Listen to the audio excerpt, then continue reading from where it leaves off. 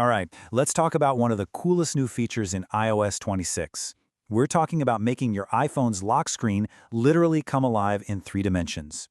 We're going to transform it from just a static image into something you can actually interact with. So let's be real for a second. We spend a ton of time staring at our phones, right? And is your lock screen feeling a little, I don't know, flat, a bit two-dimensional? If you're nodding along, then you are in exactly the right place because we are about to give it a serious upgrade. Okay, so let's dive right in. Apple's actually given us 2 really fantastic ways to add some depth to our lock screens. First up, there's the brand new Spatial scene, and trust me, this one's a game changer. Then you've got the classic depth effect, which, you might already be familiar with. We're going to break down exactly what each one does. So what is a spatial scene anyway? Well, think of it like this. Your iPhone's AI, right there on the device, takes a look at your normal flat photo. It's smart enough to figure out what's in the foreground and what's in the background, and it separates them. Then it kind of simulates this little 3D world. And the result? It's awesome. As you tilt your phone, the background seems to move on its own, creating this amazing illusion of depth. And right there, that's the key difference between the two. Spatial scene is all about dynamic motion. I mean, the background literally moves when you move your phone. On the other hand, the good old depth effect is all about static layering. Where the person or object in your photo cleverly pops out in front of the clock. So yeah, 2 totally different ways to get that 3D vibe. Let's start with the really exciting one, creating a spatial scene wallpaper. This is where the magic really happens. It's actually just a simple 5-step process to get this dynamic wallpaper going. We'll walk through everything from jumping into edit mode all the way to locking in that cool effect. And trust me, it's way quicker and easier than you'd think. All right, first things first, just wake up your phone and give it a nice long press anywhere on the lock screen. Boom, you're in edit mode. From there, you're going to see a blue plus button in the corner. Just give that a tap to start making a new wallpaper. Okay, next up, just browse through and pick the photo you want to use. Once you've got it up on the screen, look down for a little hexagon icon. That's your magic button for spatial scene. Tap it, and the AI will immediately start doing its thing, generating that 3D effect. And here comes the fun part.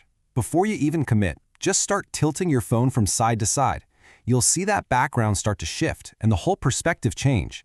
If you're loving how it looks, just hit done up in the top corner, and bam, you've got yourself a brand new spatial wallpaper.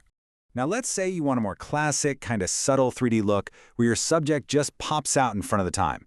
Well, for that, the original depth effect is your go-to. And guess what? It's even easier to turn on. And when I say simple, I mean it.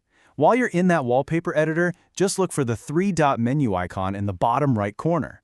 Tap it, and then select Depth Effect from the little menu that pops up. Seriously, that's it. 2 taps, and you're done. But wait, what if that depth effect option is grayed out and you can't tap it? Don't panic. There's a super simple fix. It's almost always just a positioning issue. Try pinching to zoom a little, or just drag the image around so that your main subject just slightly overlaps the bottom of the clock. That'll do the trick pretty much every time. Okay, so you've got 2 awesome options. You've got the dynamic, motion-based spatial scene, and then the static, layer-based depth effect. So, which one should you actually use? Let's put them head-to-head. Looking at it this way, it makes the choice a lot clearer, right? If you've got this epic landscape shot or a really wide photo, spatial scene is going to look incredible with that dynamic motion. But if you've got a great portrait or a picture with one really clear subject, the classic depth effect might be the perfect way to make it pop. It really just comes down to your photo and the vibe you're going for.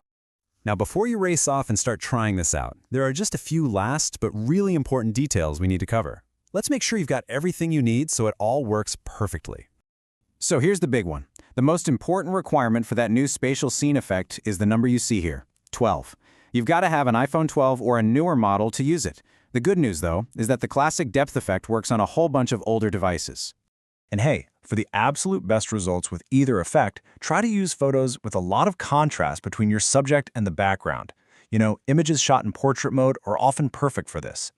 Oh, and one last thing to keep in mind, if you add any of those big lock screen widgets, it can sometimes turn off the depth effect because your iPhone will prioritize showing you the widget over that layering effect. So now you know exactly how to turn your regular 2D photos into these amazing 3D wallpapers, but that kind of leads to a really fascinating final question, doesn't it? What if you could actually capture photos that are 3D from the very beginning, all ready to be viewed on something like an Apple Vision Pro? That's a whole other topic for sure, but it really gives you a glimpse of where all this cool tech is headed.